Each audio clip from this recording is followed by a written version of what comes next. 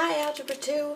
We have one thing to talk about today, and that is scatterplots. This is Chapter 2, Section 5. Our goal is to use and create scatterplots and prediction equations today. So a lot of this stuff here, these vocab words, I'm sure you've already seen, learned, you recognize it, but let's go through it real quick together. Here we go. Bivariate data.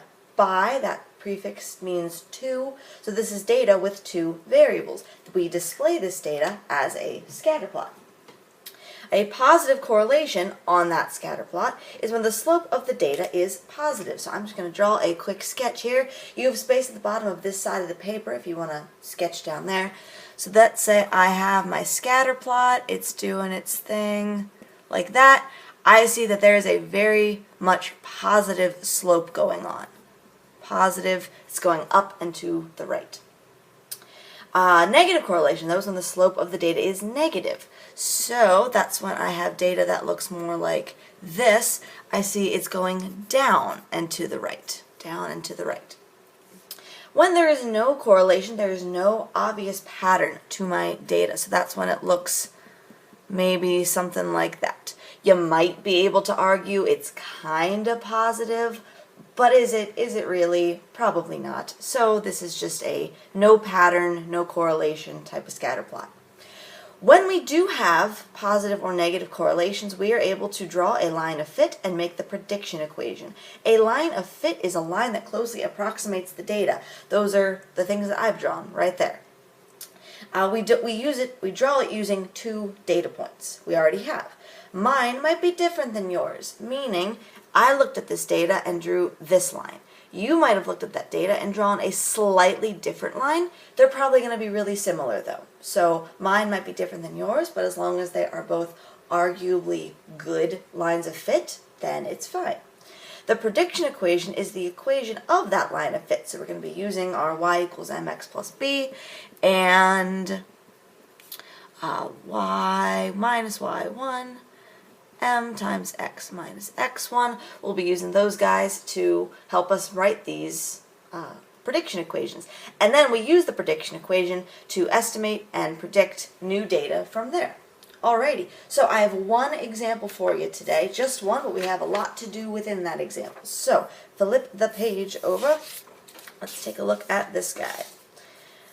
So first off, the data that you need is now in the table in the video, so take a look at that. The table below shows the approximate percent of students who sent applications to 2 colleges in various years since 1985.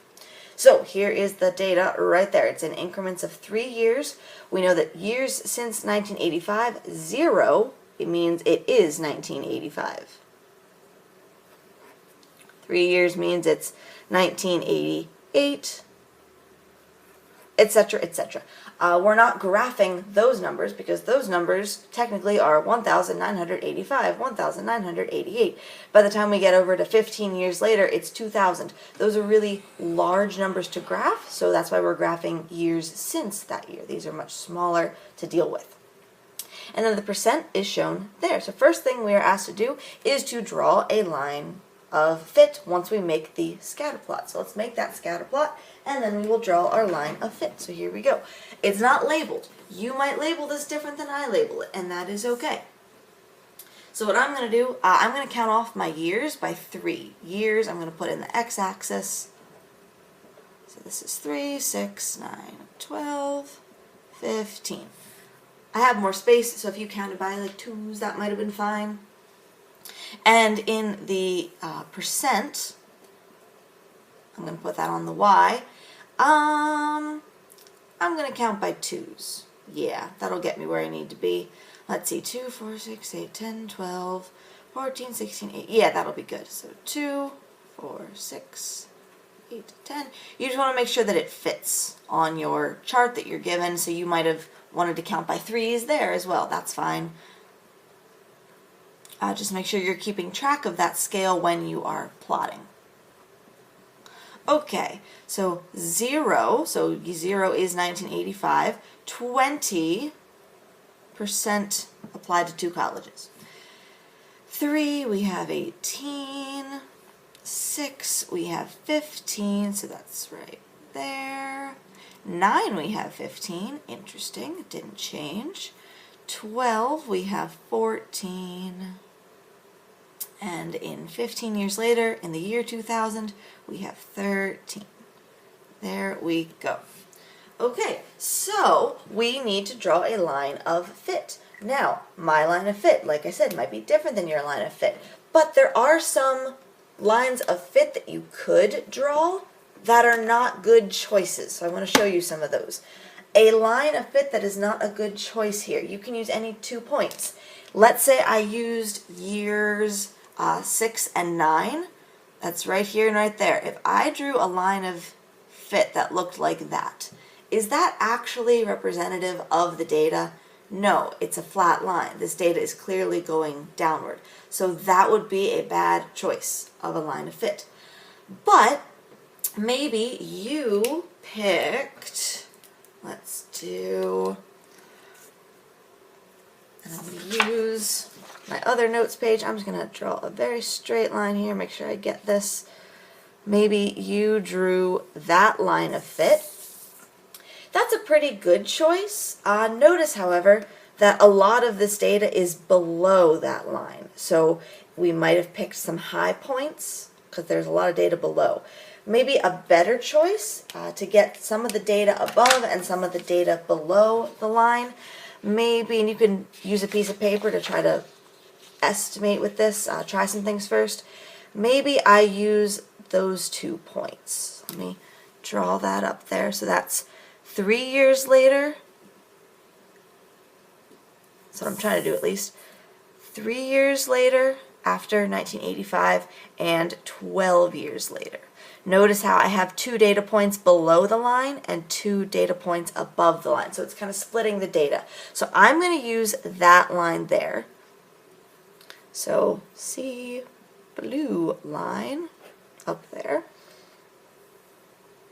That's the one that I'm going to use because I see that it best approximates the data. And again, you might have used 2 different ones, and that's fine. Just make sure that they are a good representation of the data that you have. Alrighty, so now describe the correlation. That's the next question. We see this is very much a negative correlation. Easy as that. Next part, we are supposed to find the prediction equation. So like I said, I used the point 318 and the point 1214. Based on the 2 points that you used to draw your line of fit, that's how we're going to get our prediction equation. So I'm going to use these 2 points to get the slope first off. So I have 18 minus 14 and 3 minus 12. I am going to get 4 over negative 9. That really can't be reduced. The decimal's not that pretty, so I'm just gonna leave it. I'm just gonna leave it. That's my slope. Then I need to I'm going to use y minus y1 equals m, the point slope form, and I'm going to pick this point to use because I know that the denominator of 9 is going to work nicely with the 3 and the 18. So I have y minus y1 equals my slope, x minus x1. I distribute my negative 4/9. I get y minus 18 equals negative 4/9 x plus this 3 and this 9 are going to cancel to a 3 in the denominator. There we go. I'm going to add this 18 to the other side. So my final equation, y equals negative 4/9 x plus an 18 over 3. I'm going to go to my calculator real quick. 18 times 3, 54. So 18 is 54 thirds. Note that real quick. 54 thirds. So really I have 58 thirds. 58 thirds. And that does not simplify nicer than that. So I am just going to keep that. That is my prediction equation.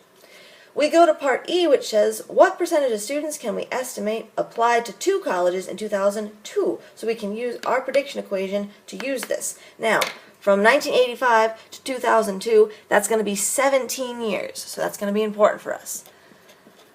17 years since 1985. Remember, we don't want to use the number 2002 because we wrote the prediction equation based on years since 1985, so we need to do some subtraction there.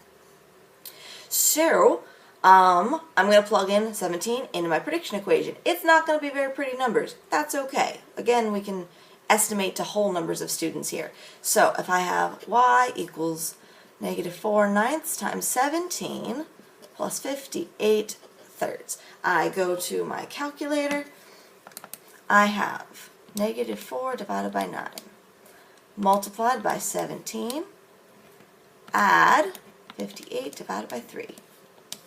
I get 11.7 repeating, so I see that that's approximately 12% in 2002. So again, my numbers are decreasing, still decreasing.